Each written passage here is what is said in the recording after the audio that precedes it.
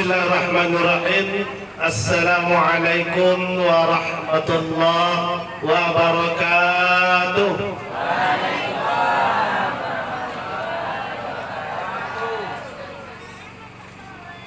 Azan dahulu maka kamat dahulu maka sholat. Wahai saudara-saudara umat Muhammad, jawablah salam dengan semangat.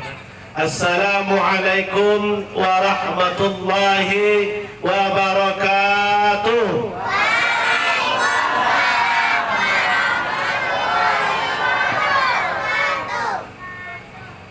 Alhamdulillahi rabbil alamin.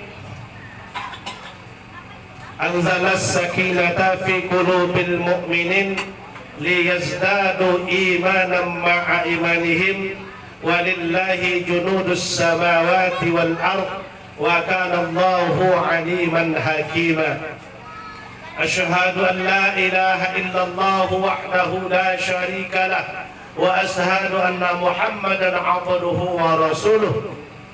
Rasulullah sallallahu alaihi wasallam wa khataman nabiyyin. Allahumma salli wa sallim ala hadzal nabiyil karim wa ala alihi wa ashabi ajma'in.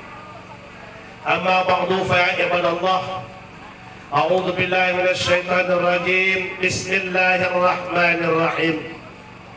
Subhanallazi asra bi'abdihi laylan minal masjidil haram al-masjidil aqsa allazi barakna hawlahu linuriyahu min ayatina innahu was-sami'ul basir.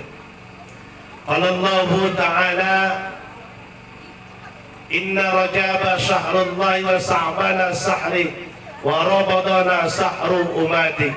Qala Allahu Rasulullah sallallahu alaihi wasallam syahru rajab syahrul istighfar, syahru sa'ban syahru yusalli, syahru ramadhan syahrul Quran.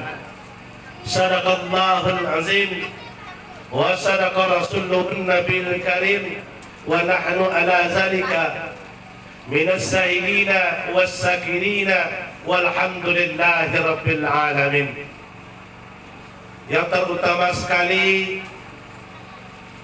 panitia demi terlaksananya acara memperingati Isra Mi'raj Nabi Muhammad sallallahu alaihi wasallam yang sama-sama kita hormati. Seterusnya angku-angku nenek mama, alim ulama beserta guru-guru kami, para senior-senior kami yang kami muliakan. Seterusnya Pak Jorong, ya, pemerintah nagari yang hadir pada malam hari ini.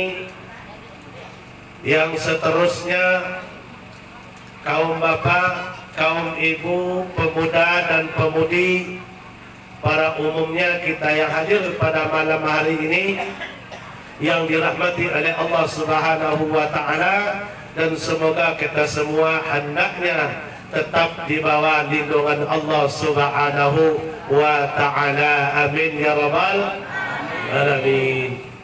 Baik, Bapak dan Ibu yang kami muliakan, yang dirahmati oleh Allah Subhanahu wa ta'ala, ya, pada malam hari ini tepat tanggal 27 Februari, ya kan?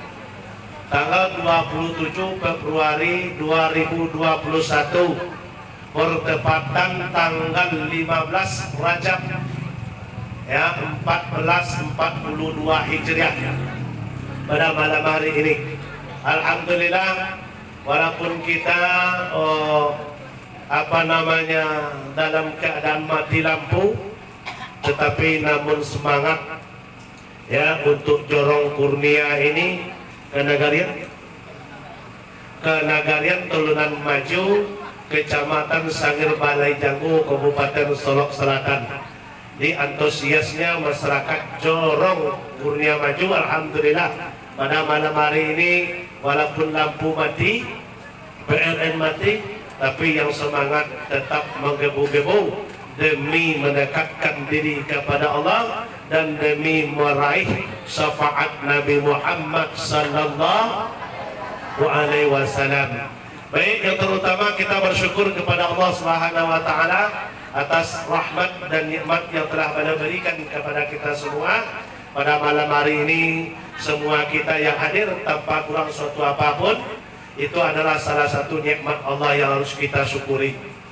Sangat banyak saudara kita, karib kerabat kita sebelum acara ini, mungkin ada yang telah meninggalkan kita sebelum datang bulan Rajab. Mungkin ada yang dalam keadaan sakit tidak bisa hadir bersama kita. Mungkin ada halangan-halangan lain tidak bisa juga hadir bersama kita. Tapi kita yang hadir pada malam hari ini wajib kita mensyukuri kepada Allah Subhanahu wa taala atas kesempatan yang telah Allah berikan kepada kita bersama. Salawat dan salam juga kita tidak bosannya untuk selalu mendoakan kepada Allah Subhanahu wa taala supaya dilimpahkan pahalanya buat arwah junjungan kita Nabi besar Muhammad sallallahu alaihi wasallam.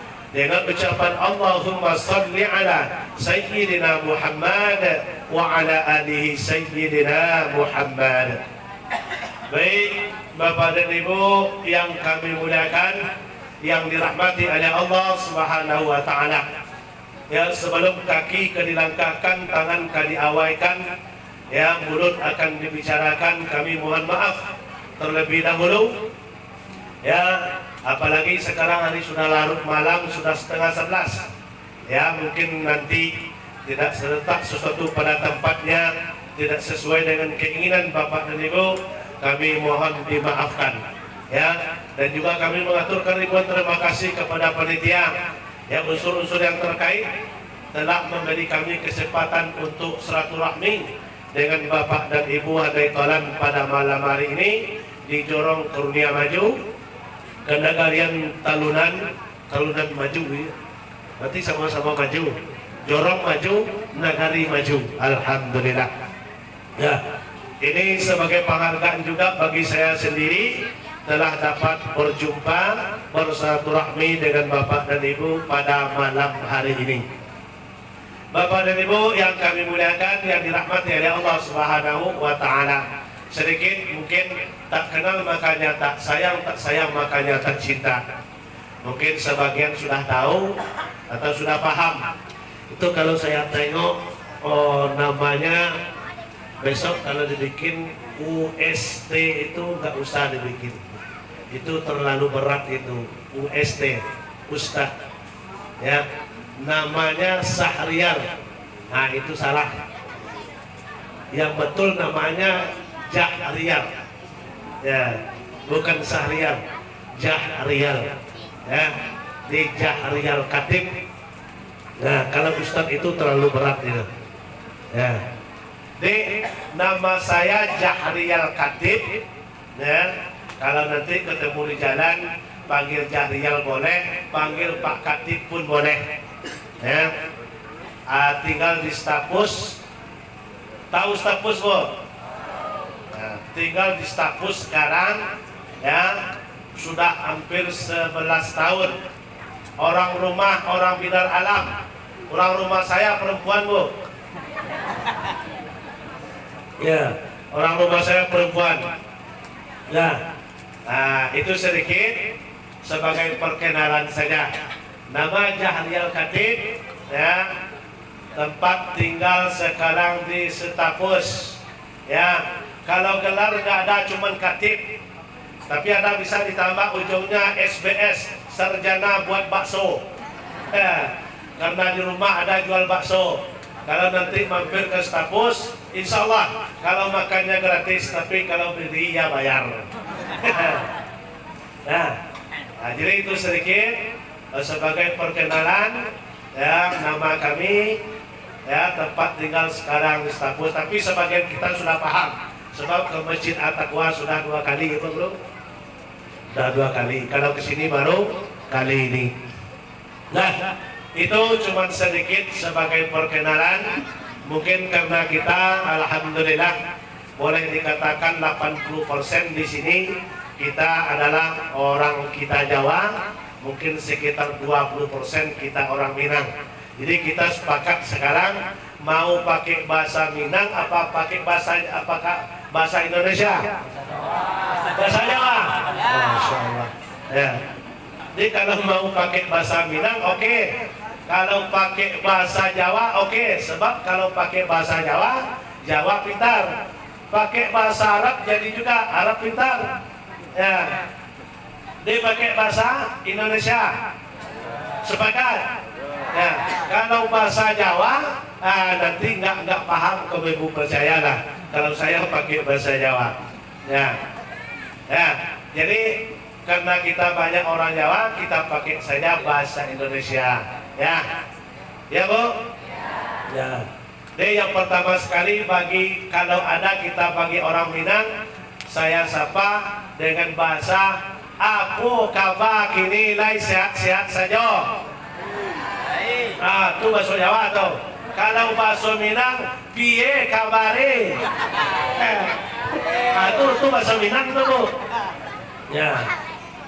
Ya. Sehat semuanya, Bu? Alhamdulillah. Ya. Kalau saya memang agak kurang sehat. Ini sebenarnya menghormati panggilan beliau dan panggilan pengurus semuanya sebenarnya kurang sehat, Bu. Ya. Kenapa dikatakan kurang sehat? Subuh tadi cuma sholat subuh 2 rakaat. Ya. Nggak mampu untuk lebih dari itu. Ya. Nah, jadi sekarang kita masuk apa ini tulisannya? Pengajian bersama Ustadz Sahrial Khatib dalam rangka peringatan apa itu? Isra Mi'raj Nabi Muhammad sallallahu alaihi wasallam musalla al-falah. Dunia maju. Ya, jadi judulnya belum ada. Ya. Jadi mau ngasih judul saya apa kamu ibu? Ya? Kamu ibu ngasih judul apa saya? Saya aja? Boleh.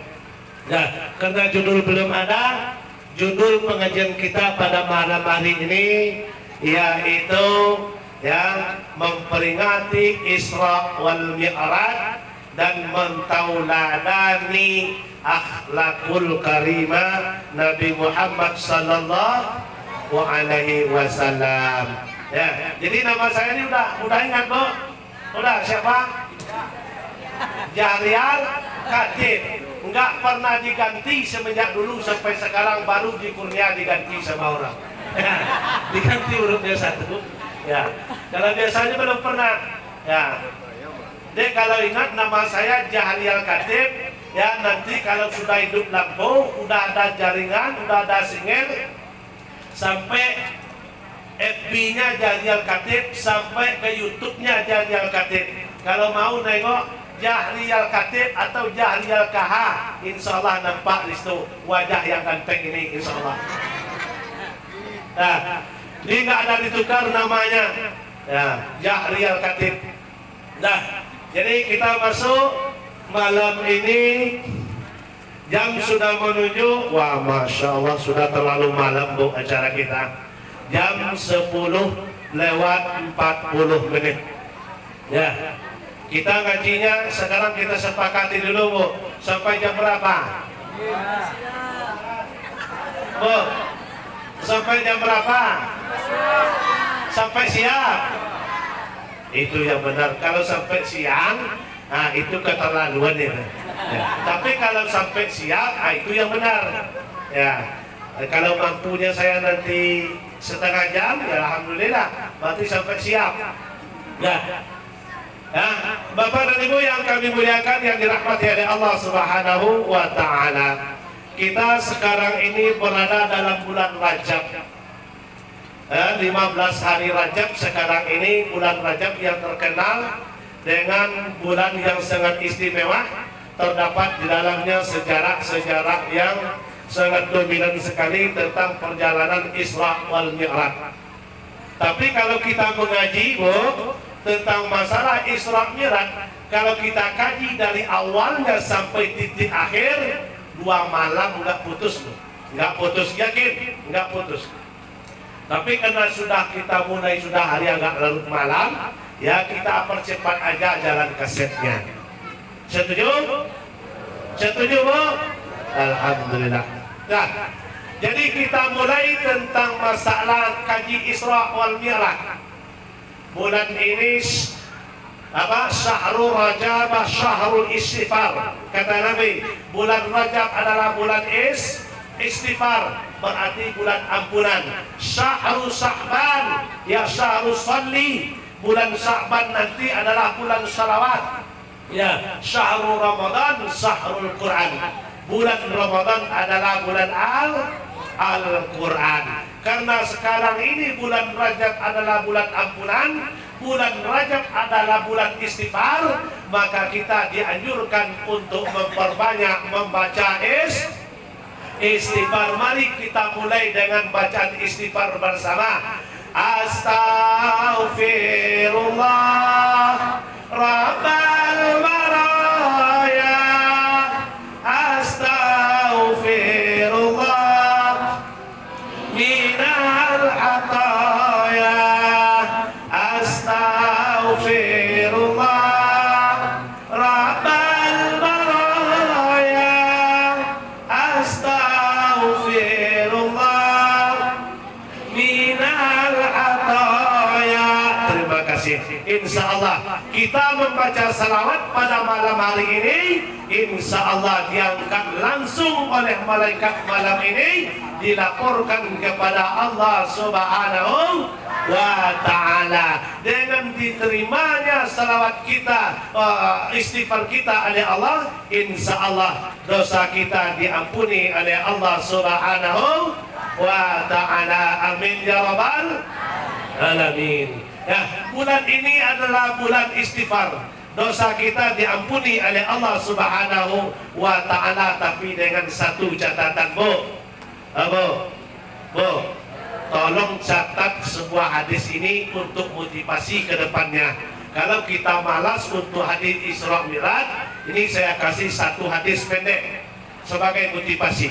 Mana bunyi hadisnya?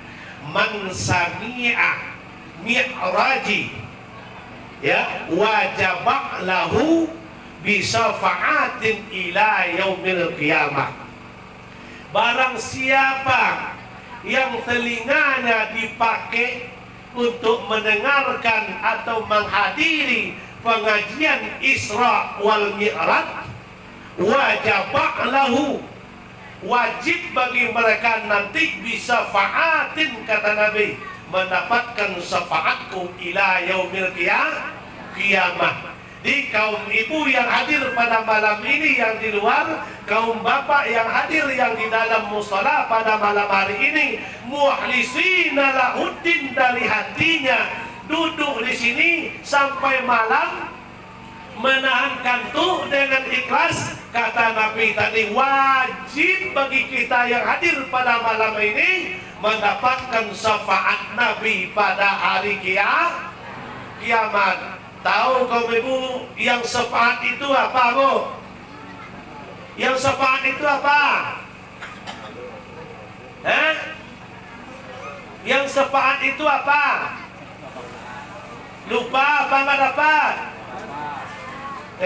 Yang syafaat itu adalah suatu bentuk pertolongan. Lumpang akan menyisip, kurang akan menambah, cekung akan menimbun. Itulah yang namanya syafaat. Kurang amal perbuatan kita semasa hidup, kurang amal soleh kita semasa hidup, setelah nanti berjumpa dengan Allah, bertemu dengan Nabi Muhammad sallallahu alaihi wasallam, disitulah kita diberikan namanya syafaat untuk kita bersama. Siapa mereka? Sudah dikatakan dalam hadis tadi, setiap tahun memperingati Isra Mi'raj, mereka hadir tanpa halangan suatu apapun.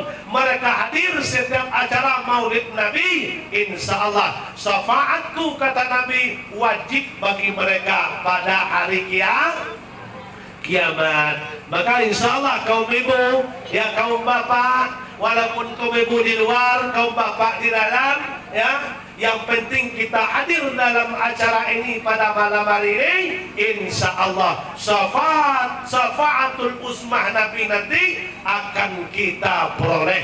Semoga kita semua nanti pada hari kiamat akan mendapatkan minum di telaganya Nabi Muhammad sallallahu alaihi wasallam. Amin ya rabbal alamin. Baik, ya, itu sepotong hadis untuk motivasi kita ke depannya. Jangan sampai malas untuk menghadiri acara Isra wal Mi'raj. Nah, kita langsung masalah tentang Isra Mi'raj, sejarah perjalanan Isra Mi'raj Nabi. Kalau kita baca nanti dari bawah Bapak dan Ibu, ya sangat memakan waktu yang sangat lama sekali. Kini kita landali saja, ya kita landaskan saja sedikit. Kenapa terjadi sebab musabab tentang masalah Isra wal Mi'raj? Kita ambil sedikit saja. Ya, saya mau tanya dulu kepada kaum ibu, siapa yang dapat? Nah, siapa yang dapat? Saya kasih hadiah. Ya, pertanyaan saya, apa kira-kira dasarnya atau kejadiannya atau penyebabnya terjadinya kisah Isra wal Mi'raj? Tolong sebutkan salah satu penyebabnya. Ada yang tahu, Bu? Ada yang tahu? Penyebabnya terjadi Isra wal Mi'raj ini, salah satu penyebabnya tolong katakan. Kalau ibu ada yang paham? Enggak? Enggak ada yang paham? Bu? Kok guya-guyu wae? Enggak ada yang paham? Enggak ada, berarti lupa. Ya. Kalau enggak ada yang paham, mari kita bahas sedikit saja sebab musabab atau asbabun nuzul. Ya, sebab musabab terjadinya kisah Isra wal Mi'raj Nabi besar Muhammad sallallahu alaihi wasallam. Kita baca dua saja. Yang pertama penyebabnya dulu semasa dulu, ya, ketika sekitar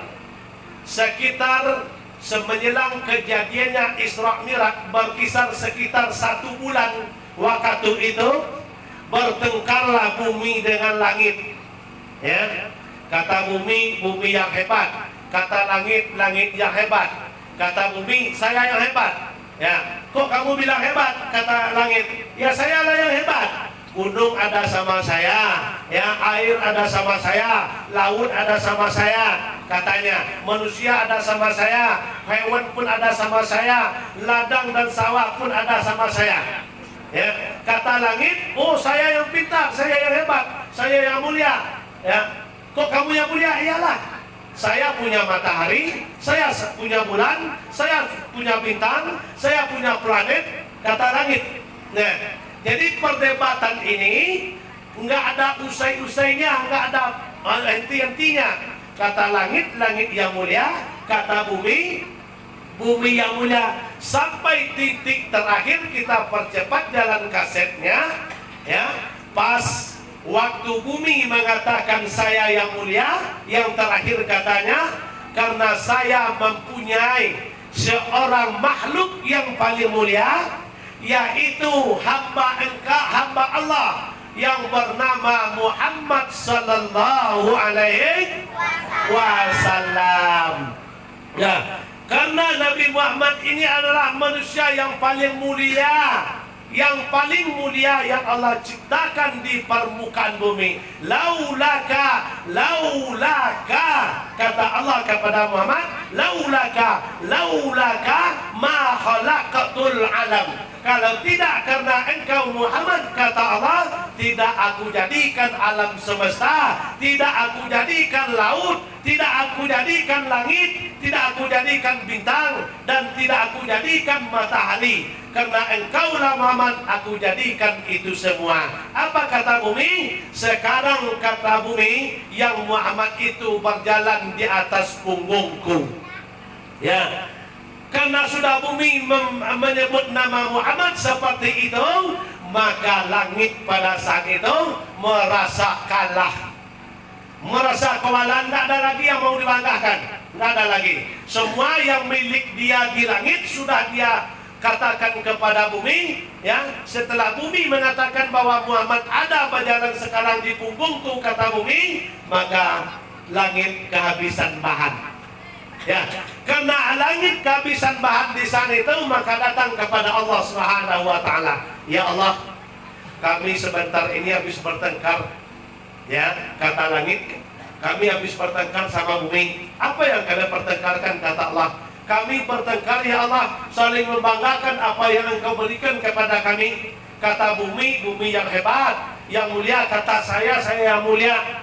Tetapi titik akhirnya, ya Allah, karena sekarang yang namanya manusia bernama Muhammad, yang Engkau ciptakan manusia yang paling mulia, berada di atas bumi, di punggung bumi, ya, maka aku kalah oleh bumi, ya Allah. Nggak ada lagi yang bisa aku banggakan kepada bumi. Aku malu kepada bumi, ya Allah. Oleh karena itu, ya Allah, dengan sifat Rahman, dengan sifat kasih sayang Engkau, aku memohon kepada Engkau, ya Allah, tolong Engkau angkat yang namanya Muhammad itu untuk berjalan di punggungku walaupun hanya sebentar. Kata Allah, kata langit meminta kepada Allah. Karena Allah mempunyai sifat kasih sayang Ar-Rahman Ar-Rahim, dipenuhilah permintaan langit oleh Allah. Pada saat itu maka dipanggillah yang namanya malaikat Jibril pada saat itu. Itu sedikit sebagai asal usul terjadinya Isra dan Mi'raj. Itu sedikit saja yang pertama. Yang kedua, penyebab Isra Mi'raj adalah disebut dengan tahun duka, meninggalnya istri tercinta. Siapa namanya, Bu? Siapa namanya? Siti Khadijah. Meninggal istri beliau yang bernama Siti Khadijah. Rasul kita Nabi Muhammad bukan menyesali masalah meninggal, bukan menyesali masalah kematian, sebab semua kita akan mati. Tetapi Nabi kita menyesali, ya, berangkatnya, perginya, meninggalnya seorang wanita yang dambaan hati Nabi Muhammad, seorang wanita yang cantik rupawan. Di Mekah itu nggak ada tandingannya, kecantikannya adalah Siti Khadijah. Ya, keberangkatannya, meninggalnya seorang wanita yang kaya dermawan. Dia kaya tetapi dermawan. Dia cantik tetapi rendah hati. Nggak sama dengan kita sekarang, ya. Kita sekarang, ya, wajah pencong, ya, tetapi sombong minta ampun, ya. Sedangkan sekarang ini kalau kita bandingkan dengan kecantikan si Khadijah, belum ada sekarang ini yang menyamai kecantikan si Khadijah. Manusia pertama yang paling cantik diciptakan oleh Allah adalah Siti Maryam. Yang nomor 2 adalah Siti Khadijah. Yang nomor 3 adalah Siti Fatih.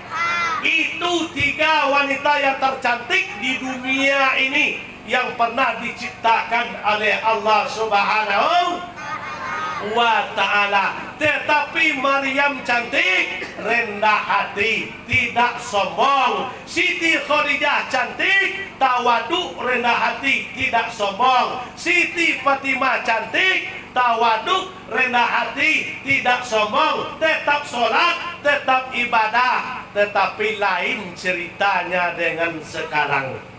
Ya, lain ceritanya dengan sekarang. Ya, kalau wajahnya sudah cantik, kulitnya putih, ya, bulu matanya semut beriring, ya, apalagi rambutnya seperti ekor sapi terkulai. Nah, itu dia tuh sudah bangga, ya, sombong dengan kecantikannya. Kalau ditegur oleh orang-orang yang jelek, oh, itu langsung menghina tuh. Ya, Kemana cantik? Kok ditegur-tegur pula orang? Nah, itu. Langsung sombongnya muncul. Itu kalau manusia sekarang. Padahal belum seberapa. Siti Khadijah itu nomor 3 kecantikannya. Cantik luar biasa. Cantik luar biasa. Apa contoh kecantikannya? Salah satu bukti kecantikan Siti Khadijah. Nah, kalau Khadijah minum kayak ini.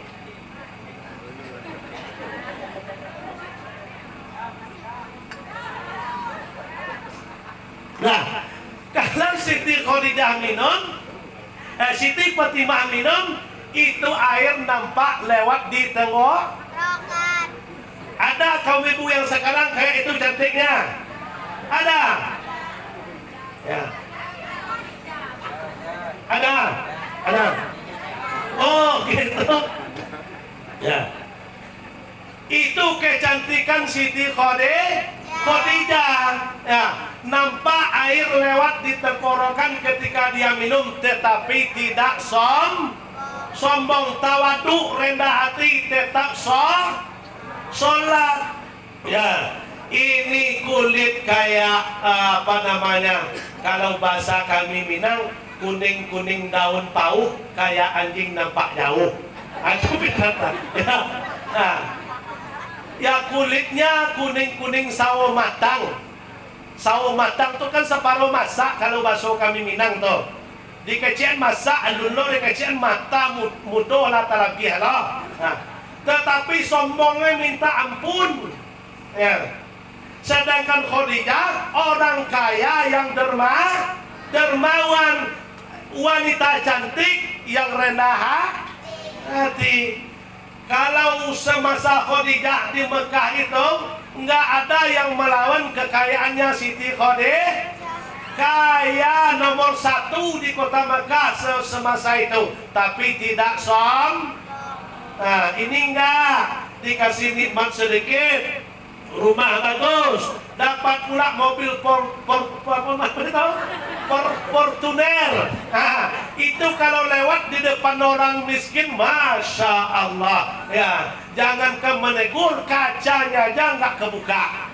Oh, Siti Khadijah itu enggak. Kalau dijual Mekah di saat itu sanggup dia membeli, itu kekayaan Siti Khadijah. Ya, tetapi apa? Seorang istri yang soleha, seorang istri yang mengharapkan ridho Allah, ridho Nabi Muhammad, dan ridho suami, hartanya habis untuk menebarkan, untuk mensiarkan agama Allah. Sehingga Siti Khadijah semenjelang dia meninggal, tambal bajunya saja sebanyak 80. Ini contoh istri soleha. Hartanya habis oleh suaminya untuk berdirinya, untuk berjayanya agama Allah di permukaan bumi. Itu istri soleha. Tapi sekarang istri, jangankan mendukung suaminya untuk mempertahankan agama, jangankan mensupport suaminya untuk beribadah. Ya, kalau subuh suaminya tidak bangun, ya, itu dia bangunkan. Mas, bangun mas, bangun. Ya. Tapi tujuan istri sekarang membangunkan suaminya bukan untuk sholat, tetapi untuk Ada nggak yang kayak itu, Bu? Ada nggak? Alhamdulillah kalau di sini nggak. Apalagi sekarang belum ada yang bangunkan suaminya. Ya. Nah, itu kalau istri sekarang, tapi bukan istri yang dikurnia maju ini. Ya, kalau istri yang dikurnia maju ini, insya Allah ini adalah istri soleha. Bangun jam 5, kalau suami kita belum bangun, bangunkan. Mas, bangun mas. Sholat mas, sholat, itu baru namanya istri soleh. Ini enggak. Kalau giliran sholat, malas membangunkan suaminya. Kalau giliran memotong, itu kencang tuh. Nah, itu namanya istri Kalau bakso kami Minang, kalau ampuh, kalau dalam itu ada dalam YouTube itu boleh tengok. Kalau bahasa kami Minang itu namanya Bu bini calako. Lai tahu bini calako apa? Lai tahu kami Bu bini calako? Kalau orang Minang tahunya tuh bini calak. Kalau kaum ibu itu namanya istri celak atau istri durhaka, maunya uang saja, maunya uang, apalagi sekarang, setiap rumah itu mabuk kaum ibu di Solok Selatan ini, bunga. Setiap rumah kadang-kadang beli rokok suaminya dibelikan itu kepot bunga. Sepanjang jalan matanya asal ada umput yang bergoyang, itu bunga. Kadang-kadang ngigau malam, ya mas, besok beli bunga ya. Saking rindunya dengan bunga, saking ponatiknya dengan bunga sekarang, masya Allah. Biasanya teras rumahnya nggak ada muatannya, bersih bagus, sekarang sudah bertingkat-tingkat rak bunganya. Ya. Sedangkan dalam Islam kebersihan itu pangkalnya dari ini teras rumah dikasih rumput sekarang. Ya. Tapi di sini nggak ada kamu. Alhamdulillah. Ya. Ya di sini nggak ada. Ya nggak ada. Nggak ada kosong. Ya. Itu namanya istri. Kalau istri tidak menegur suaminya, bangun jam 5, ya jam 5 dibangunkan suami. Sebenarnya ini adalah tugas suami. Tapi kalau nggak bangun suami kita dibangunkan. Sebenarnya ya rahmatillah umra'atun aiqada ahlahu. Allah merahmati bagi seorang suami yang membangunkan istrinya untuk salat subuh. Ya, ini kan ada pula sebagian kami kemarin itu ada dapat pertanyaan dari kaum ibu. Ya, kata saya kan gitu. Kalau tugas seorang suami adalah membangunkan istrinya untuk salat subuh, apa kata ibu itu? Bagaimana Ustaz? Rencana saya Pak subuh itu mau salat, tapi saya mau keluar, suami saya mau masuk katanya. Ya. Ini soalnya apa? Ini suaminya sering pulang subuh, berangkatnya sore, berangkatnya pas maghrib, pulangnya subuh.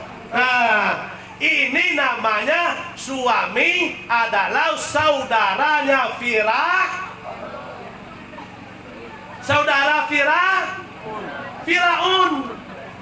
Ya, itu saudara Firaun itu. Berangkat sore, pulang pagi. Tanggung jawabnya dalam rumah tangga tidak dilaksanakan.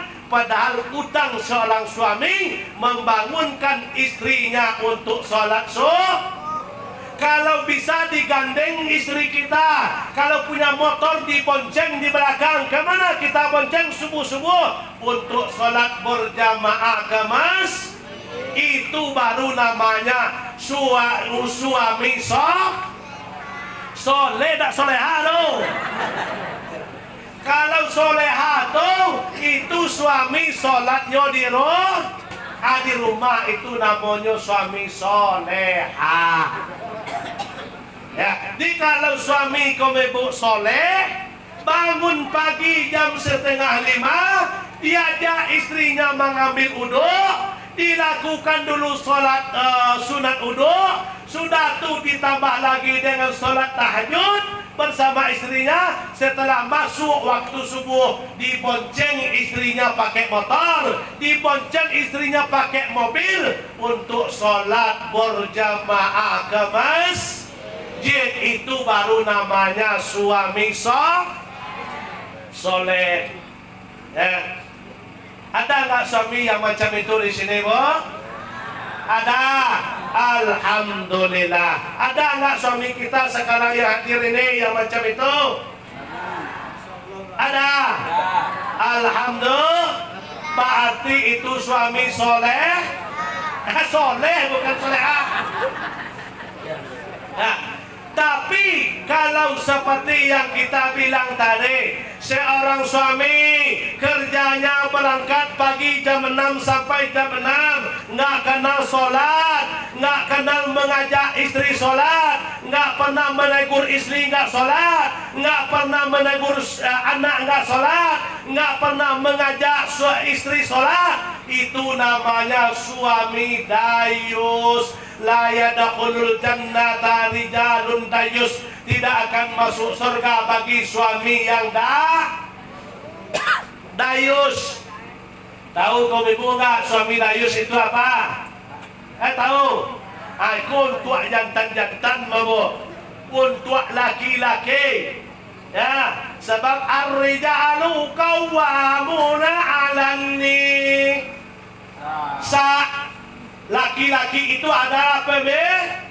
Nah, mana yang dikatakan suami dayus?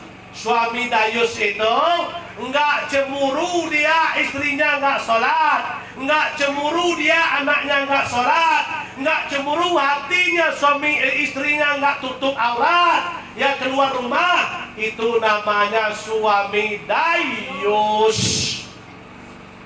Suami dayus ini kalau mati tempatnya di mana, Bu? Di mana tempatnya? Di dalam neraka. Ini Nabi mengatakan la yadkhulul jannata rijalun dayus. Tidak akan masuk surga bagi seorang suami yang dayus. Ya. Tapi bukan suami kaum ibu. Kalau suami kaum ibu yang berada sekarang dalam musola ini, insya Allah nggak ada yang dayus. Ini adalah suami yang soleh. Tapi kalau kaum ibu nggak sholat, nggak diajak, nggak dia contohin, nggak dia perintahin, nggak baca Quran, nggak dia suruh, nggak dia ajarin, kaum ibu keluar rumah nggak pakai jilbab, nggak tutup aurat, pakai baju kensi, pakai celana singkat, itu namanya suami dayus. Ya. Kalau senang matanya memandang istrinya nggak tutup aurat, memandang anak gadis yang nggak tutup aurat, selangkah anak gadis kami turun dari jenjang rumah, dari pintu rumah, yang bapaknya satu langkah pula untuk menuju neraka. Begitu juga kaum ibu. Kaum ibu kalau nggak tutup aurat, yang menanggung dosa adalah suami. Ya, paham? Paham? Jadi suami yang dayus tidak mencium baunya surga. Tapi insya Allah pada malam hari ini mudah-mudahan kita sesuai dengan perjalanan Isra Nabi Muhammad SAW. Ada 5 perhentian perjalanan dan ada 17 pemandangan. Dari 17 pemandangan ada 2 yang baik dan ada 15 yang buruk. Mudah-mudahan pada malam ini kaum ibu termasuk 2 yang baik, dan kaum bapak suami kita termasuk pandangan 2 yang baik. Mana 2 pandangan yang baik? Yang pertama, ya ini kita potong saja. Yang pertama, Nabi diperlihatkan oleh Allah pada saat itu pemandangan yang sangat menakjubkan sekali. Apa itu pemandangan? Orang memanen padi, diambil ke depan, di belakang masak lagi, diambil ke depan, di belakang masak lagi. Ini ditanya oleh Nabi kepada Jibril, Jibril, mana haza? Itu siapa ya Jibril? Haza. Qala, kata Jibril, itulah li ummati, umat engkau, ya umat engkau, hayatud dunia, semasa hidupnya di dunia, wa amalan soleh, perbuatan solehnya banyak, sholat tak ditinggalkan, baca Quran rajin, datang bulan Ramadan puasa, istri taat kepada suami, suami pun perhatian dan memimpin dalam rumah tangga sesuai dengan tuntunan Islam. Jadi orang kalau amalan solehnya banyak, diperlihatkan ketika Isra Mi'raj, orang ini tidak henti-hentinya memanen hasil yang dia buat semasa di dunia. Karena Nabi mengatakan,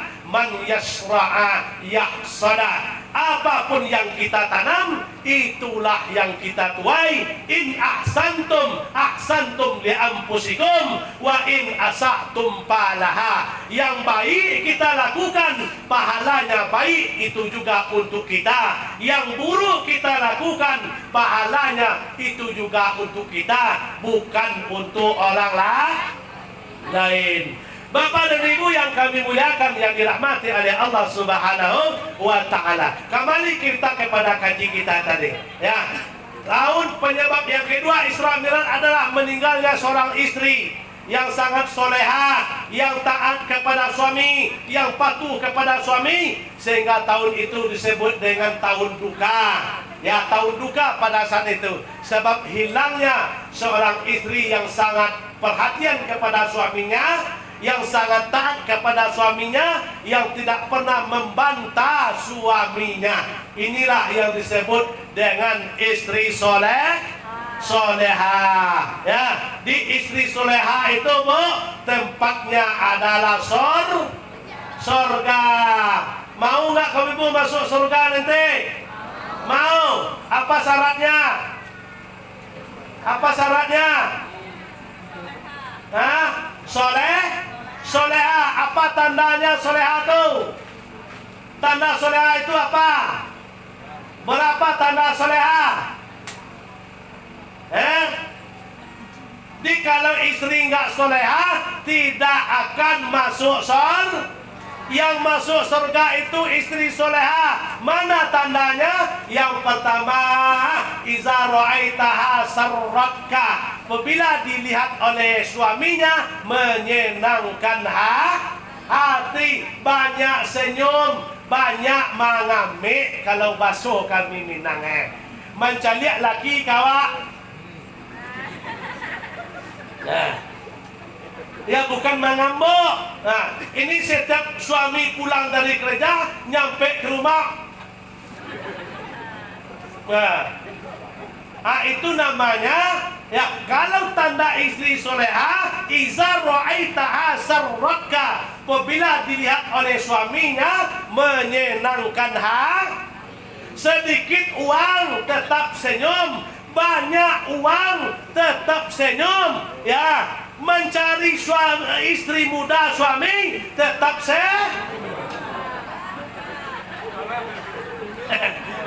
ya, itu pahala yang paling besar. Kalau ada seorang istri yang mengikhlaskan suaminya untuk mencari yang muda, apalagi kalau kita sudah tua. Kalau yang tua untuk di rumah, yang muda untuk ke kondangan. Itu kan adil namanya. Jadi kita nggak repot. Kalau kita sudah tua, cukup di rumah saja. Giliran ke kondangan, giliran ke pasar, ini ada yang muda. Itu kan membantu namanya. Setuju nggak? Ini kata bapak ini setuju, Bu. Kau ibu setuju nggak? Oh enggak. Ya. Jadi istri yang masuk surga itu yang mendapat ridho suami. Ya, kalau dia mendapatkan ridho suami, sudah pasti qila daha li udkhulil jannata. Masuklah ke dalam surga, kata Allah, dari mana saja pintu yang dikehendaki. Insyaallah. Kaum ibu semuanya, pada malam hari ini adalah ini tunangan-tunangan bidadari surga. Amin ya rabbal alamin. Tapi yang istilahnya yang taat kepada yang mencari ridho suami, yang pertama sekali tadi tandanya soleha adalah apabila dipandang oleh suaminya menyenangkan hati. Yang kedua, wa amarta ata'atka. Apabila diperintah oleh suaminya, itu dia taati. Dilarang oleh suaminya, dia berhenti. Disuruh oleh suaminya, dia pergi. Itu baru namanya istri soleha. Tapi kalau nggak soleha, nah, la yadkhulul jannata imra'atun ta'ati zaujaha. Tidak akan masuk surga bagi seorang istri yang tidak taat kepada suaminya, sehingga mereka terputus, yaitu namanya ridho suami. Di contoh Siti Khadijah tadi, Bu. Contoh Siti Khadijah, ya. Apa yang dicontoh Siti Khadijah? Dia cantik, ya, dia hebat, tetapi tetap rendah hati, tetap santun, dan tetap taat kepada suami. Nah, itu penyebabnya Isra dan Mi'raj. Ya, meninggalnya istri, setelah itu kita percepat meninggalnya paman beliau yang bernama Abu Talib pada bulan itu. Berkisar jarak 1 bulan, maka meninggallah paman beliau. Berarti orang yang beliau sayang, 2 orang sekaligus meninggal. Maka di saat itu namanya bulan duka atau tahun duka. Maka apa kata Allah? Ya Jibril, tolonglah engkau hibur Muhammad, bawa dia naik ke langit, ya, bawa dia maraun ke surga, bawa dia raun ke neraka, dan hibur dia. Sebab sekarang dia dalam keadaan kesepian, dalam keadaan galau, ditinggal istrinya dan ditinggal bapaknya, orang yang dia cintai, orang yang membela dia, orang yang mendukung dia. Sampai Abu Talib mati, itu tetap mendukung perjuangan Nabi Muhammad sallallahu alaihi wasallam. Tapi sayang, Bu, Abu Talib paman Nabi kita, sampai mengembuskan nafas terakhir tidak mau mengucapkan la ilaha illallah. Itu sangat kita sayangkan, ya. Tetapi namun sayang seorang anak kepada orang tuanya. Nabi kita setelah meninggal Abu Talib meminta kepada Allah, ya Allah, ya Tuhan, karena bapak saya sudah berjuang bersama saya, membela saya, membina saya, menjaga saya, tolong engkau ampunkan dosanya nanti di akhirat nanti. Sehingga Allah memberikan kasih sayangnya kepada Abu Talib. Abu Talib nanti, ya, nanti di akhirat Abu Talib dibebaskan untuk main-main ke surga. Main ke taman surga boleh, main ke surga boleh. Abu Talib itu diberikan kebebasan oleh Allah Subhanahu wa taala, tetapi ada satu penyakit, ada satu kemudaratan. Kenapa? Karena Abu Talib tidak, walaupun bisa main ke surga, bisa main ke taman surga, tetapi sandal atau terompa api dari neraka tidak bisa dilepaskan dari kakinya. Nauzubillah min zalik. Ini seringan-ringan azab, seringan-ringan azab, seringan-ringan neraka, sedingin-dingin neraka adalah neraka yang dihuni oleh Abu Talib. Itulah tempat neraka yang paling ringan. Ya, jadi sangat disayangkan oleh Nabi kita, pamannya seorang Abu Talib sampai mengembuskan nafas terakhir tidak mau mengucapkan la ilaha illallah. Setiap dibimbing sampai 3 kali Nabi kita, hai pamanku, tolong engkau ikuti saya untuk mengucapkan tauhid ini, insya Allah engkau akan ditolong oleh Allah Subhanahu wa taala. Sampai 3 kali Nabi kita berbicara, mengajak pamannya untuk mengucapkan la ilaha illallah, tetapi yang Abu Talib tetap bungkam. Kenapa? Karena ada namanya Abu Jahal yang mempengaruhi, yaitu Abu Talib, sehingga Abu Talib menghembuskan nafas terakhirnya, ya, dengan dalam keadaan kafir kepada Allah Subhanahu wa taala. Bapak dan Ibu yang kami muliakan, yang dirahmati oleh Allah Subhanahu wa taala, itu sedikit sebagai dasar. Sebenarnya cerita ini sangat panjang sekali, Ibu. kalau kita detail membacanya, ya tidak akan tembus selama 3 malam. Yakin dan percaya kita nggak tembus, ya. Karena hari sudah malam, kita percepat saja jalan kasetnya. Itu sebagai landasan penyebab terjadinya Isra Mi'raj, ya, karena matinya, meninggalnya, bertengkarnya bumi dan langit. Yang kedua, meninggalnya istri dan paman beliau. Maka Nabi Muhammad di Isra Mi'rajkan pada malam 27 Rajab.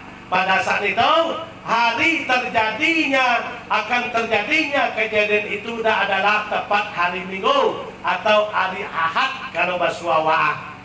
Itu kejadiannya. Tepat kalau dalam hitung harinya adalah hari besok pagi. Nah, ketika akan terjadinya Isra Mi'raj tersebut, kita percepat saja. Pada pagi tadi, pagi minggunya terjadinya kan minggu malamnya Isra Mi'raj. Pada pagi minggu itu Abu Jahal, Abu Qatadah, Abu Sufyan, Abu Jahal, Abu Qatadah, Abu Sufyan, Abu Jahal banyak abu-abu lagi, Abu Dapur, abu-abu apa banyak abunya. Jadi di seluruh abu pada pagi subuh minggu itu sudah merencanakan untuk membunuh Nabi Muhammad sallallahu alaihi wasallam. Kenapa mereka itu tokoh-tokoh kafir semasa itu mau membunuh Nabi kita? Karena orang terpandang sudah meninggal. Biasa masih hidup si Khadijah, dia malu sama Khadijah karena orang kaya yang dermawan, banyak punya utang sama Khadijah. Malu dengan Abu Talib karena orang baga, orang kuat, orang pintar, orang cerdas. Malu tokoh-tokoh kafir semasa itu. Setelah meninggal orang yang berdua ini, maka leluasalah untuk memerangi Nabi kita Muhammad sallallahu alaihi wasallam. Pada pagi itu bersiap semua abu-abu tadi, ya, sebagai ketua kafir semasa itu, ya, berencana untuk membunuh Nabi Muhammad sallallahu alaihi wasallam. Pada saat itu Nabi kita dirundung kesedihan, ya, perasaan tidak enak lagi. Kita percepat saja ceritanya. Pada sekitar waktu zuhur, datanglah ke rumah anaknya yang bernama Fatimah. Anak cuma satu itu yang hidup lagi, semua sudah meninggal. Datang ke rumah Fatimah, diketuk pintu. Assalamualaikum. Waalaikumsalam. Jawab Fatimah di dalam. Oh, ayah anda, silahkan masuk ayah. Masuk Nabi kita ke rumah Fatimah, ditengok raut wajah ayahnya oleh Fatimah, ya, sangat mengkhawatirkan sekali. Murung wajahnya, sedih wajahnya. Ditanya oleh Fatimah, hai Abi, hai ayanda, kenapa engkau bersedih ayanda? Kenapa engkau bersedih semacam ini? Apa gerangan yang terjadi? Apakah engkau teringat dengan ibunda? Kata si Fatimah, enggak Fatimah, bukan teringat sama ibumu, tetapi entah apalah yang akan terjadi sehingga perasaan ayah ini entah bagaimana, rasa sedih, rasanya galau, bagaimana entah apa yang akan terjadi, kata si ayah kepada Fatimah.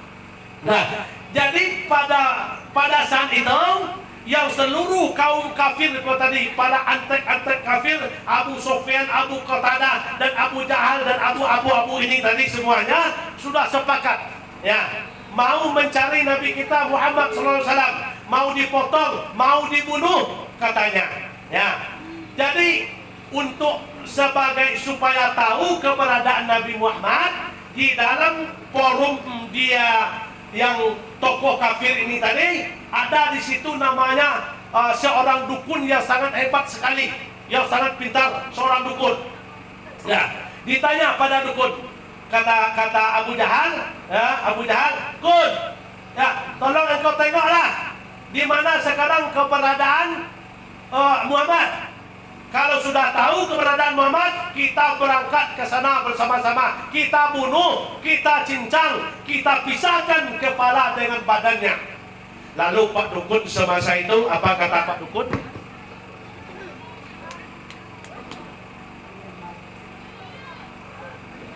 Panjang nih. Itu kan dukun. Jadi kalau ada orang sekarang yang memakai kayak itu, berarti itu namanya mencontoh perbuatan kafir. Itu pakai dukun. Jadi setelah ditengok oleh dukun ni tadi, bagaimana dukun? Kata si Abu Jahil. Tadi, saya punya terawang Abu Jahal. Muhammad itu sekarang di rumah Ali bin Abi Thalib. Ternyata kalau dukun ini memang betul tebakannya, yang dia tebak itu memang betul. Sekarang Muhammad itu di rumah anaknya Fatimah. Ayo kita berangkat bersama-sama. Berangkatlah abu ini semuanya. Abu Jahal, Abu Sofyan, Abu Qatadah, apa lagi? Banyak abunya itu. Dia termasuk Abu Dapur. Ya, berangkat semua. Tokoh-tokoh kafir itu, ini bawa tombak, ini bawa parang, ini bawa pisau, ada yang bawa tali untuk mengikat Muhammad katanya. Ya, tahu-tahu karena Nabi Muhammad ini adalah dilindungi oleh Allah Subhanahu wa Ta'ala. Nabi kita tahu bahwa ada musuh akan datang, pamit kepada anaknya, Fatimah, ayah mau pulang dulu lah, mau berangkat dulu Fatimah. Iya ayahlah, iya be, mau kemana ayahlah? Belum tahu Fatimah tujuannya entah kemana, tapi yang penting sekarang ayah pamit dari rumah engkau. Pergi Nabi kita dari rumah anaknya Fatimah, di jalan berselisih jalan dengan Abu Jahal, dengan rombongannya, tetapi tidak tahu ya, karena Nabi kita dilindungi oleh Allah Subhanahu wa Ta'ala, sampai ke rumah Fatimah ya, yang dikumandani oleh Abu Jahal ini tadi ya, oleh Abu Jahil. Nah, diketuk pintu Fatimah. Diketuk, hai Fatimah. Ya Pak, mana Muhammad? Mana yang kau? Apa kata Fatimah? Ayahku sudah berangkat Pak, baru sebentar ini berangkat. Yo gawat mah ya, Muhammad kok yo pintar sihir Muhammad kok mah. Tahu dia kita mau ke sini. Dituduhan Abu Jahil itu katanya Nabi kita punya sihir, karena tahu gerak-gerik dia mau nyampe di situ yang Nabi kita sudah berangkat. Dipanggil lagi dukun tadi oleh Abu Jahil. Kun. Datang lagi dukun. Aku tengoklah, lihatlah, teroponglah, di mana Muhammad sekarang? Mulai lagi.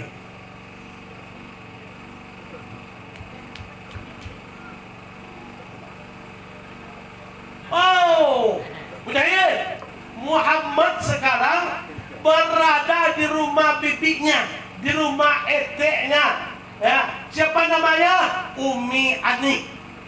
Di situ. Ya, ayo kita berangkat. Ya, berangkatlah ke situ. Jadi Nabi kita Muhammad SAW turun dari rumah anaknya langsung ke rumah Umi Ani namanya, langsung ke situ. Nyampe di situ disambut oleh bibinya.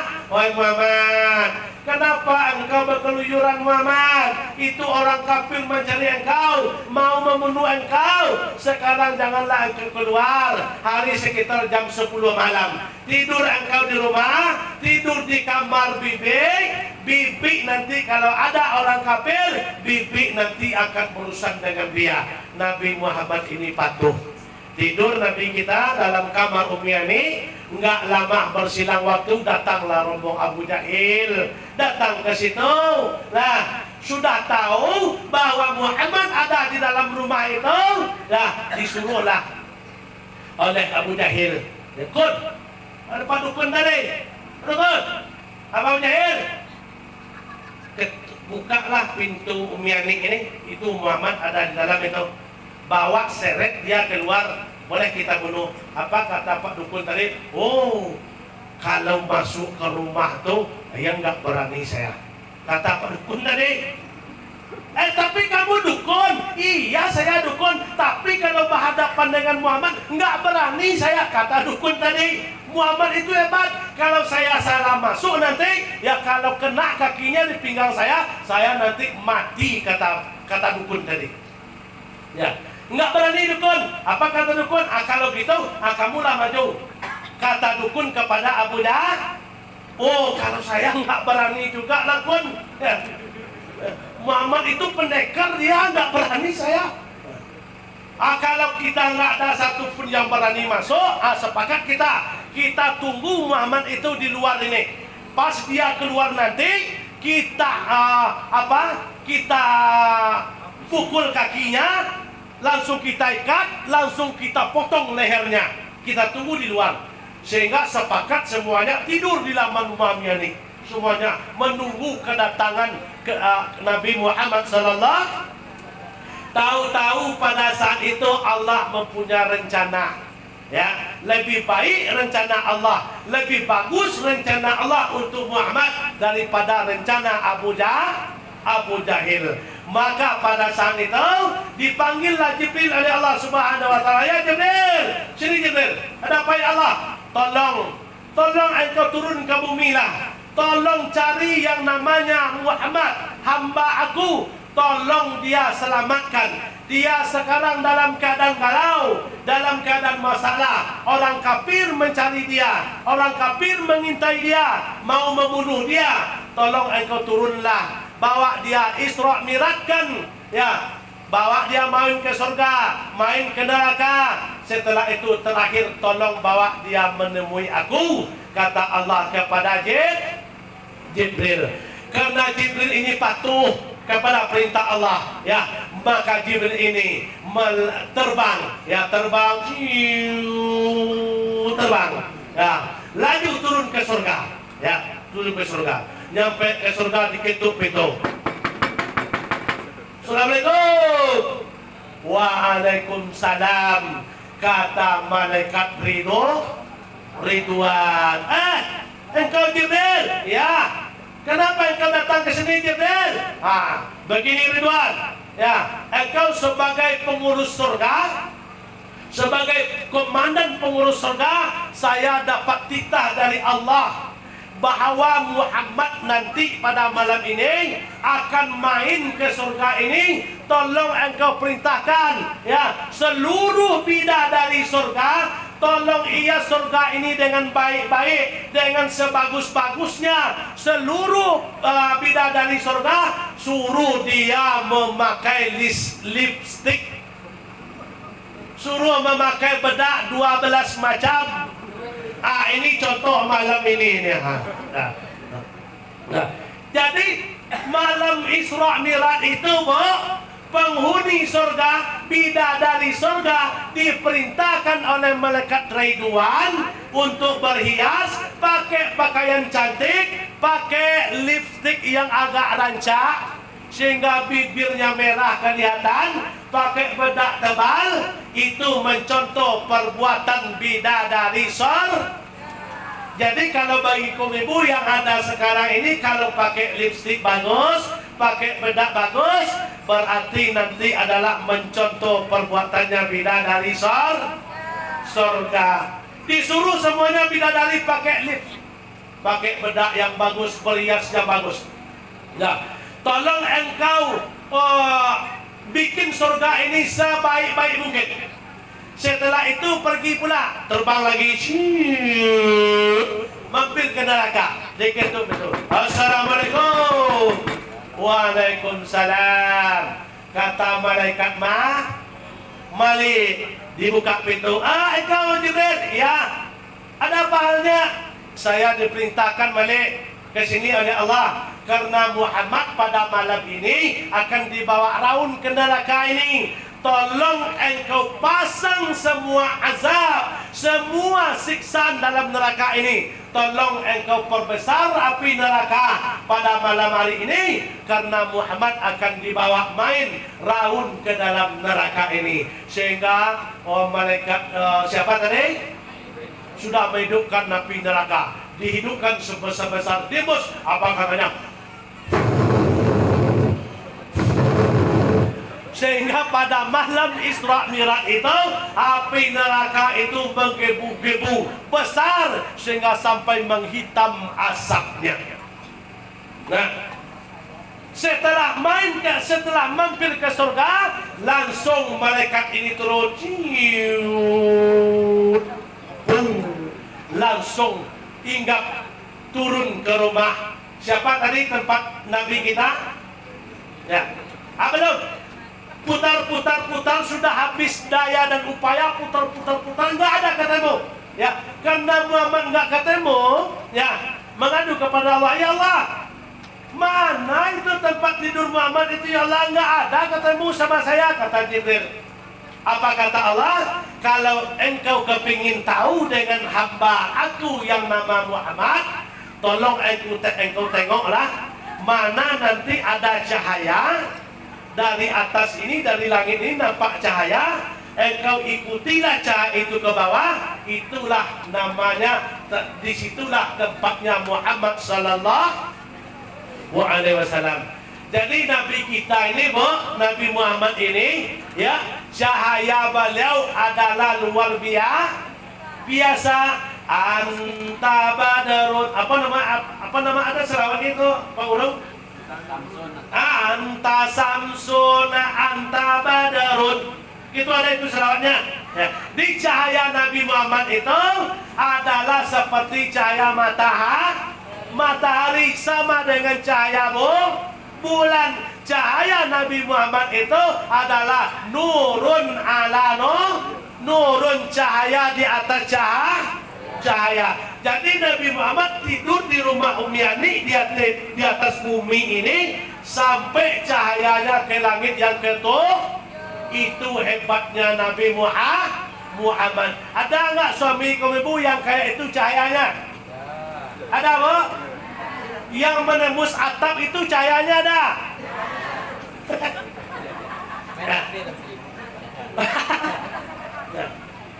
Ini Nabi Muhammad, kekasih Allah. Surga sudah dijamin, cahayanya menembus langit yang ketujuh. Tetapi Nabi Muhammad tetap sholat sampai bengkak kakinya untuk sholat malam, untuk tahajud, sampai hatam Quran. Ya, tetapi sayang 1000 sayang. Ya, ada sekarang yang mengaku hebat dari Muhammad, punya cahaya tidak, punya kemuliaan tidak, punya kemasyhuran tidak. Ya, tetapi mereka malas sholat. Ya. Nabi Muhammad cahayanya adalah di atas cahaya. Ya. Dicarilah oleh malaikat Jibril, turun malaikat Jibril. Ya, turun. Ya, sampailah dicari cahaya ini tadi seperti lanser ke atas, tembus langit ketujuh, turun. Ya. Setelah ketemu, turun, nyampe ke rumah ibu Ani ini tadi, nampaklah Nabi Muhammad sedang tidur. Ya. Lalu Jibril pada saat itu geleng kepala. Apa katanya? Ini manusia? Apa ini apa namanya ini? Kok manusia kayak ini cahayanya? Ya, inilah yang dinamakan manusia yang paling sempurna, ciptaan Allah Subhanahu wa taala. Heran Jibril melihatnya. Ya, orangnya seperti biasa, seperti manusia biasa, tetapi cahayanya luar biasa. Ya, diambillah Nabi kita Muhammad SAW, ya, dibawa turun oleh malaikat Jibril ke atas. Dibawa turun oleh malaikat Jibril ke atas. Ya. Jadi turunnya bukan ke bawah, ke atas. Ya. Ke atasnya ke mana? Ke atas atap. Jadi Jibril ini membawa Nabi kita keluarnya lewat atap. Nah, dibawa Nabi kita keluar, ya, Nabi kita masih tidur, dibawa keluar sehingga ditengoklah oleh Jibril pada saat itu, tengok jam. Ternyata pada saat itu ditengok oleh Jibril, hari masih jam 11, jam setengah 12. Teringat Jibril kepada pesan Allah. Apa kata Allah kepada Jibril? Jibril, tolong engkau Isra Mi'rajkan Nabi Muhammad itu lewat daripada jam 12. Ingat Jibril pada jam kata Allah, ditengok jam baru jam setengah 12. diletakkan lagi Muhammad ini. Ya, diletakkan Nabi kita Muhammad, ya. Pas berdiri, Nabi kita terbangun, tengok. Masya Allah, tadi saya tidur dalam rumah, sekarang kok udah ada di luar. Ya. Pas dibuka mata, ya, ada di luar, maka nampaklah oleh paman beliau yang bernama Hamzah. Yang kedua adalah saudara beliau yang bernama, siapa namanya? Hamzah dengan Ja'far. Nah, nampak ada orang yang berdua ini dibawa lagi. Oh Muhammad, ini malam hari sudah malam, engkau berkeluyuran juga Muhammad. Nanti akan dibunuh sama orang kafir. Biar sini. Dibawa oleh Hamzah dan Ja'far, tidur di namanya suatu tempat namanya Hijr Ismail. Dibawa tidur pada malam itu di situ. Setelah Jibril meletakkan di situ, karena jamnya belum masuk, waktunya belum masuk untuk di Isra Mi'rajkan, diletakkan, maka tidurlah Nabi kita percepat saja tidur di Hijr Ismail bersama Hamzah paman beliau dan saudaranya Ja'far. Tidur di situ pada malam itu, posisi Hamzah sebelah kanan dan posisi Ja'far sebelah kiri. Nah, Nabi kita tidur, menelungkup tidak, menyelentang tidak, posisi Nabi kita mengiring sebelah kanan. Kenapa? Karena Hamzah sebelah kanan bapak beliau, sedangkan di sebelah kiri adalah Ja'far, saudara beliau, karena saudara yang kecil dibelakangi, dan sedangkan Hamzah orang tua beliau hadapi tidur. Ini apa maknanya bagi kita? Lah, apa iktibarnya bagi kita? Kita dianjurkan, yang pertama, tidurnya disunahkan oleh Nabi mengiring ke kanan, menghadap ke kanan. Yang kedua maknanya, kita harus menghargai orang yang tua. Menghargai orang yang tua, menghormati orang yang tua, dan menghargai dan menyayangi orang yang kecil. Itu maknanya bagi kita. Sebab Nabi kita menghadap ke Hamzah, Hamzah adalah paman beliau. Membelakangi Ja'far, Ja'far adalah saudara beliau. Sebab umur Ja'far adalah di bawah beliau, sedangkan Hamzah adalah paman beliau. Diiktibar bagi kita menghargai dan menghormati orang tua dan menyayangi orang kecil. Yang kedua maknanya adalah yang tua. Yang tua adalah akhirat, yang muda adalah dunia. Kita menghadap kepada akhirat dan membelakangi dunia. Sekarang banyak terbalik, banyak yang menghadap kepada dunia, membelakangi akhir. Iya apa enggak? Iya apa tidak? Ya. Sedangkan yang dicontohkan oleh Nabi, hadapilah akhirat dan belakangi dunia. Kebanyakan sekarang menghadap kepada dunia dan membelakang kepada akhirat. Jadi ini iktibar.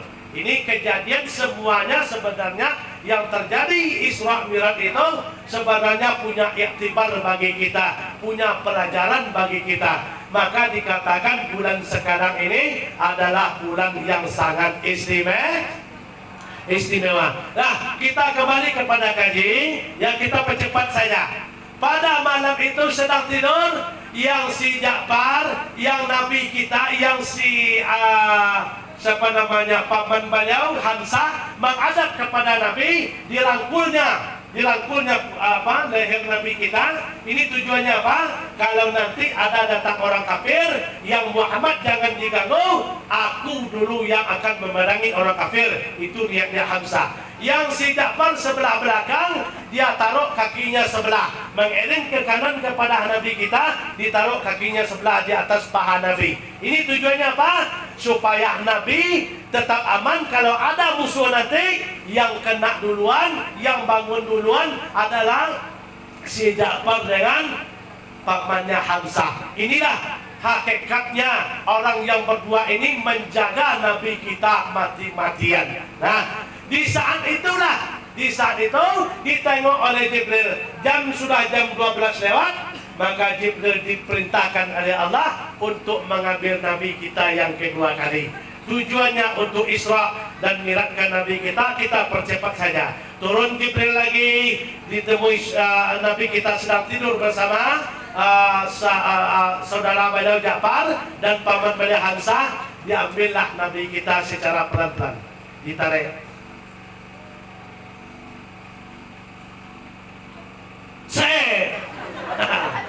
Langsung. Nah, langsung Nabi kita diambil oleh Jibril. Diambil. Kenapa Jibril tadi? Ya, sebab pesan Allah kepada Jibril, "Oh Jibril, tolong engkau mi'rajkan Muhammad itu, tetapi lewat dari jam 12 ke atas, jangan sampai tahu orang lain. Jangankan orang lain, keluarga dia jangan sampai tahu bahwa dia ini Isra Mi'rajkan atau menemui aku," kata Allah. Maka Jibril memegang pesan itu, diambillah Nabi kita lambat-lambat secara pelan-pelan.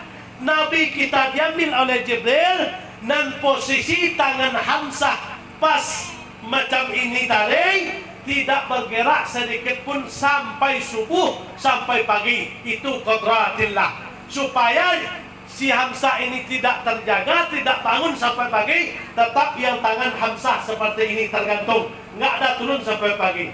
Yang kakinya si Ja'far dari belakang, yang tadi posisinya di atas paha Nabi kita, tetap seperti itu kaki si siapa? Si Ja'far tidak turun sampai pagi, tetap kakinya semacam itu. Itu kekuasaan Allah. Nanti kalau kakinya turun, tentu si Ja'far bangun. Maka itulah kekuasaan Allah. Dibawa si Nabi kita Muhammad SAW secara cepat saja, nggak jauh dari Hijri Ismail ini, dibawa oleh malaikat Jibril ke telaga Zam.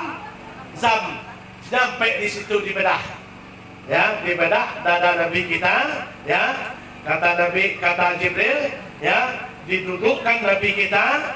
Setelah itu Jibril memakai untuk mengoperasi, membedah Nabi kita, bukan pakai pisau, pakai kampak, bukan pakai tombak, bukan pakai parang. Nggak ada satupun senjata yang dipakai oleh Jibril, hanya memakai satu telunjuk. Nah, hanya memakai satu telunjuk.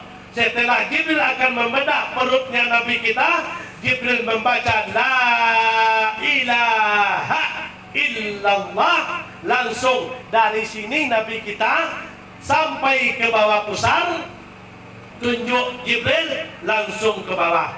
Ya, untung sampai ke pusar. Kalau laju ke bawah pusar, semuanya kita perempuan. Untung sampai ke pusarnya. Di bawah pusar aja dikit berhenti. Kalau sampai ke bawah semua, kacau kita. Untung sampai di bawah pusar dikit. Sudah dibelah, dikeluarkan, ditengok. Nah, diambil di dalam itu, kita percepat saya, dibedah pakai telunjuk ini tadi, ya. Nggak pakai pisau, nggak pakai parang, nggak pakai tombak, nggak pakai kampak, tapi pakai telunjuk. La ilaha illallah. Langsung terbedah, langsung berbelah dua perut Nabi Muhammad sallallahu alaihi wasallam. Ini yang tajam telunjuk Jibril. Apa kelima la ilaha illallah, Bu? Yang tajam itu telunjuk Jibril, apakah la ilaha illallah? La ilaha illallah yang tajam, bukan telunjuk. Ya, pernah nggak kamu ibu menunjuk pusar anaknya pakai kelima la ilaha illallah? Sering, saya rasa sering, tapi lain bacanya la ilaha illallah. Ada nggak yang kayak itu? Ya, dengar anaknya pulang sekolah lambat, nyampe di rumah la ilaha illallah. Tapi kalau Jibril enggak, la ilaha illallah, langsung benar. Yang tajam ini bukan telunjuknya, tetapi la ilaha illallah. Kenapa la ilaha illallah Jibril itu tajam? Karena Jibril itu pakai la ilaha illallahnya adalah pakai syariat, pakai tarikat, pakai hakikat, dan pakai makrifat. Bukan hanya sekadar la ilaha illallah. Kalau sekarang kan banyak kita, apalagi kalau pergi ke tempat tahlilan. Nah, tahlilan la ilaha illallah, la ilaha illallah, la ilaha illallah. Menengok mana yang agak besar ayamnya, kan itu. La ilaha illallah. Nah, itu namanya la ilaha illallah pakai syariat. Ya. Apalagi kalau ada di tempat ada orang tahlilan, kalau pas nanti orang itu miskin, nah itu ada sebagian la ilaha illallahnya loyo. La ilaha illallah, la ilaha illallah. Kalau tempat itu orang miskin, tapi kalau tempat orang kaya, orangnya kaya, terpandang lagi, hebat lagi, pintar lagi, itu masya Allah. La ilaha illallah, la ilaha illallah. Itu kencang la ilaha illallah. Ya. Padahal la ilaha illallah waktu Nabi kita sudah dibedah oleh Jibril, dikeluarkan. Itu ada yang namanya ini kaji Pak Guru kita ini, yang dikeluarkan di dalam itu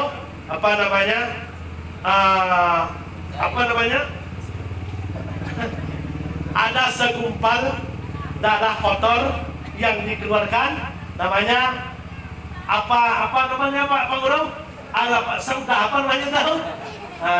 Itu yang dikeluarkan itu karena itu adalah sentralnya iblis, sentralnya setan. Di setan iblis masuk ke dalam tubuh manusia, tempatnya di situ untuk membisikkan untuk hal-hal yang tidak dibolehkan oleh Allah. Itu tempatnya. Nabi kita dikeluarkan yang itu, namanya sentral setan ini tadi dikeluarkan. Tapi kalau kita bukan, nggak ada dikeluarkan. Kenapa nggak dikeluarkan kita? Karena yang dikeluarkan itu tadi, itu kalau bagi kita sekarang namanya itu adalah ampedu. Apa nama? Kalau bakso kami Minang ampedu. Tak bau tak ampedu ang namanya itu kalau bakso kami Minang. Ya. Ya. Di ampedu. Dikira-kira kalau kita sekarang kalau dibuang, dikeluarkan ampedunya, ya, kita masih hidup apa mati? Mati. Maka kita nggak dikeluarkan itu, tetap di dalam. Tetapi bagaimana membedahnya seperti yang dikeluarkan malaikat tadi? Kalau Nabi dikeluarkan, kalau kita dianjurkan oleh Nabi supaya bisa sentral setan iblis ini tadi, iblisnya keluar, maka dengan itulah la ilaha illallah. Tetapi ada caranya. La ilaha illallah, la ilaha illallah, la ilaha illallah, la ilaha tidak, la ilaha illallah. Pompa terus masuk ke situ, la ilaha illallah, la ilaha illallah. Makanya kalau ada orang yang tahlilnya keras, jangan disalahin. Ini kalau ada orang tahlilnya keras, waduh, udah gila. Semakin kencang bacaan la ilaha illallah, semakin kencang pompahnya. Tengok kalau kita pompa ban motor, semakin kencang, semakin gembungnya semakin kencang. Jadi kalau la ilaha illallah, la ilaha illallah, la ilaha illallah, la ilaha, semakin dipompa, semakin iblis itu keluar dari sarangnya. Itu caranya kita mengeluarkan yang bisikan setan yang ada di sini. Kalau Nabi kita sudah dibuang, kalau kita membuangnya pakai la ilaha illallah. Paham? Nah, tapi secara ketentuannya ada. Nah, la ilaha, tarik, la ilaha illallah, la ilaha illallah. Nah, pompa dia. ke situ, masuk ke situ. Bukan sembarangan. Ini kan ada pula ya sebenarnya kadang-kadang kurang ilmu tetapi nggak mau bertanya, kurang pengalaman nggak mau mendengar. Ada ya dia tuh yang tahlil yang secara secara prakteknya la ilaha illallah, la ilaha illallah, la ilaha illallah, la ilaha, kencang sekali. Ada pula yang kayaknya la ilaha illallah, la ilaha illallah, la ilaha illallah. Nah, bermacam-macam gaya. Nah, tetapi pada dasarnya ya, kembalikanlah kepada tempatnya, dudukkan la ilaha illallah. La, kalau kaji Pak Guru kita nih, kaji Pak Guru bukan kaji saya. La adalah 5 syariat. Kan itu kalau menurut Pak Guru kita. Ini Pak Guru kita yang sini, yang di dalam juga. Nah, la ya, itu adalah 5 syariat namanya. 5 syariat. Apa bagi kita tubuh yang kasar? Ilaha, itu 5 tarikat. Ya, 5 tarikat. Apa bagi kita semangat? Ya. Ilaha. Ya, itu adalah 5 hakikat. Muhammad namanya. Allah itu adalah 5 ma'rifat zatul bauti, Allah semata-mata. Maka ini tadi posisinya la ilah tarik la ilaha illallah. Nah, jadi kalau bagi kita yang tidak dikeluarkan oleh Allah, oleh malaikat, ya, yang tempat iblis ini tadi, itu caranya supaya iblis itu tidak betah lama di dalam santerannya, di dalam hati kita. Nah, paham? Paham? Jadi Jibril tadi membedah Nabi kita pakai yang tajam, telunjuknya apa? La ilaha illallahnya. La ilaha. Maka jangan ditinggalkan zikir la ilaha illallah. Siap sholat jangan ditinggalkan zikir. Ya, ini kan ada sekarang ini sholat tapi malas untuk bersih. Assalamualaikum warahmatullah. Assalamualaikum warahmatullah. Bismillahirrahmanirrahim. Alhamdulillahirabbil alamin. Wassalatu. Itu namanya hambaku kata Allah yang pelit. Baso kami Minang, orang yang paling kiki. Itu kiki tuh. Sudah sembahyang atau sudah sholat nggak mau berzikir, itu namanya pelit. Ya. Nah, udah hidup lampu Pak. Alhamdulillah. Oh iya, udah hidup lampu. Nah, paham dari Pak? Nah, kita percepat saya. Sudah dibelah dada Nabi kita, dada Nabi kita dikeluarkan. Yang tidak kita baca ada 2 mangkok, yang satu mangkok isinya ini, yang satu lagi isinya ini dimasukkan ke dalam dada Nabi kita. Tidak kita baca itu lagi karena hari sudah malam. Lah, kita langsung saja setelah dibedah, dikeluarkan, dicuci 3 kali.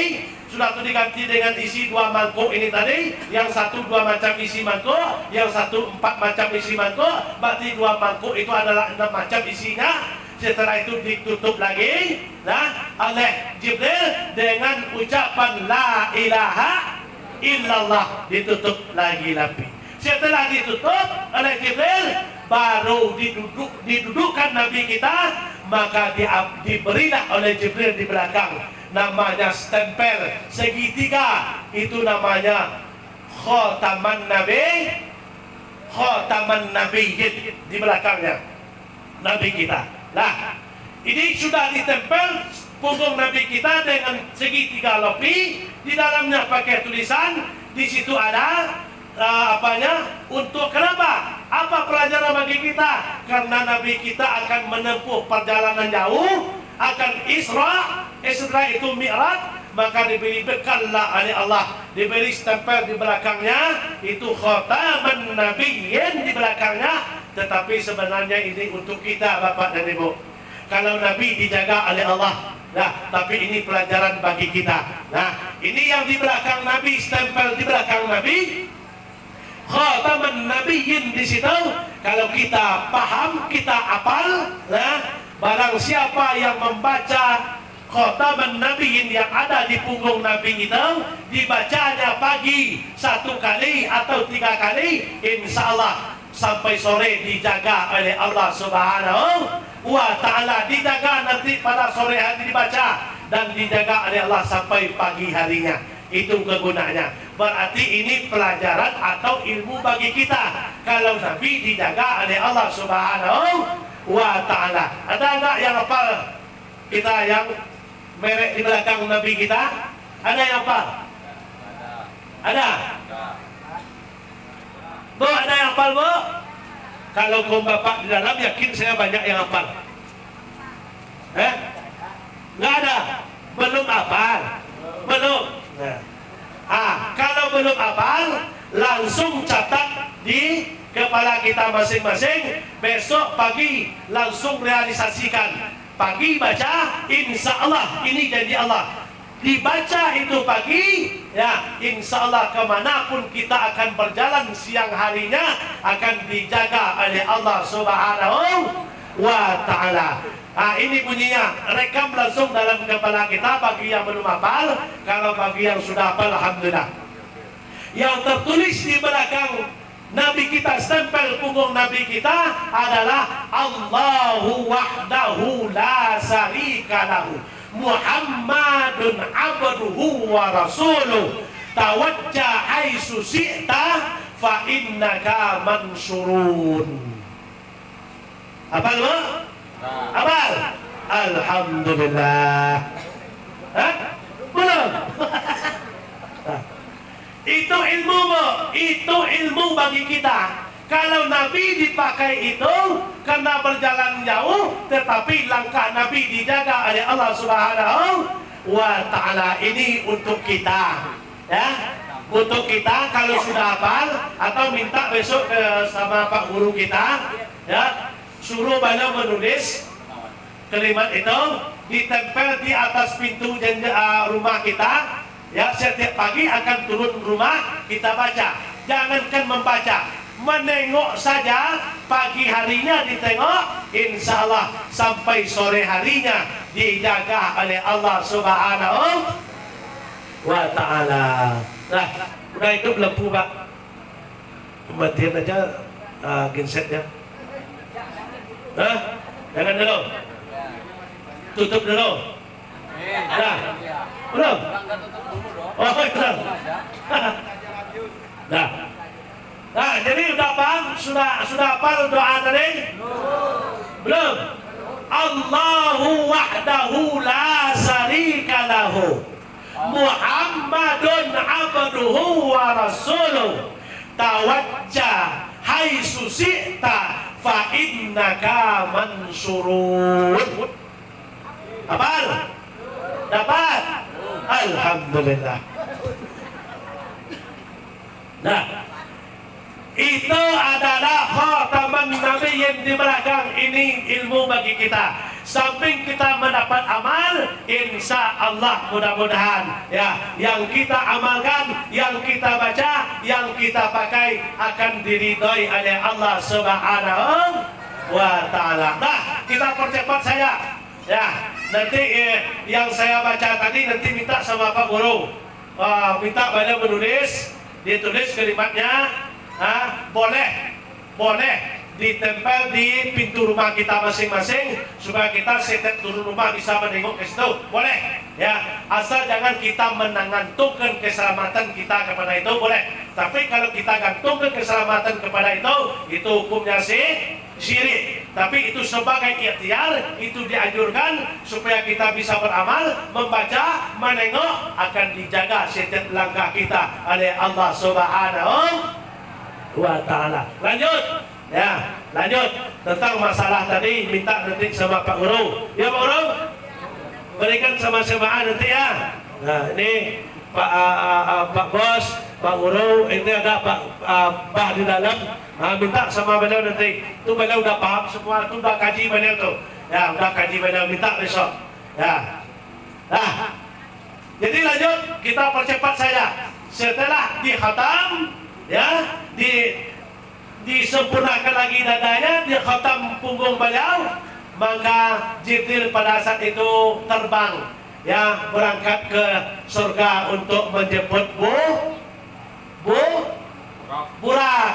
Ya. Sesampainya di surga, Nabi kita percepat saja. Nah, sesampainya di surga, ditengoklah dari sekian ribu banyak Burak, mantap semua, ganteng, gemuk, ya, bulunya mulus. Ada di sudut sana satu Burak, ya, yang taik matanya banyak, yang bulunya berantakan, yang dagingnya sudah lari ke dalam, yang tulangnya sudah lari keluar. Dipanggil oleh Jibril, Burak, sekarang. Kata Jibril, ada apa Jibril? Ini kok kayak ini badan engkau Jibril, sebanyak ini Burak, sebanyak ini Burak di sini ribuan, semua ini Burak di sini badannya bagus semua, gemuk semua, kok engkau kayak ini? Kok kurus kayak ini? Taik matanya sebesar tinju. Burak itu tadi badan kurus keremping, ya. Ternyata 40 tahun sebelum Jibril datang ke situ, yang Burak satu ini enggak minum, enggak makan. Lalu ditanya oleh Jibril, "Hai Burak, kok keadaan fisik kamu semacam ini? Apa penyebabnya Burak?"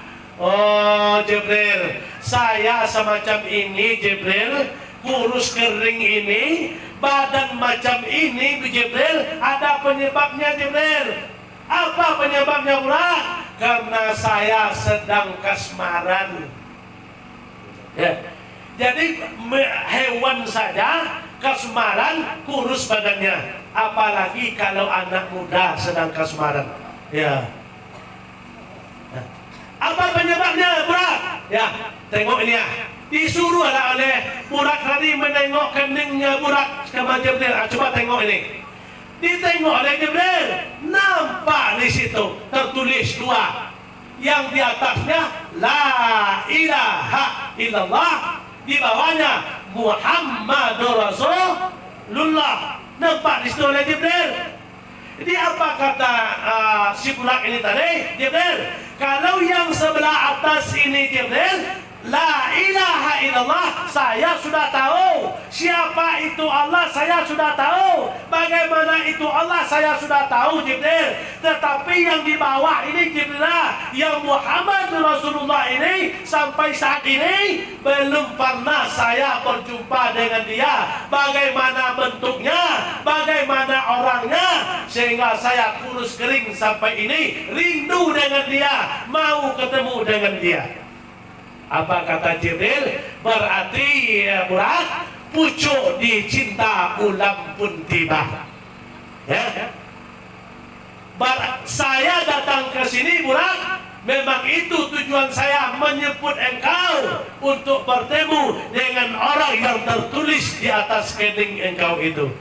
Pas terdengar Jibril menyebut semacam itu, langsung berubah Burak ini tadi. Taik matanya yang sebesar tinju itu langsung hilang. Badannya yang kurus kering langsung gemuk. Bulunya yang berantakan langsung mulus.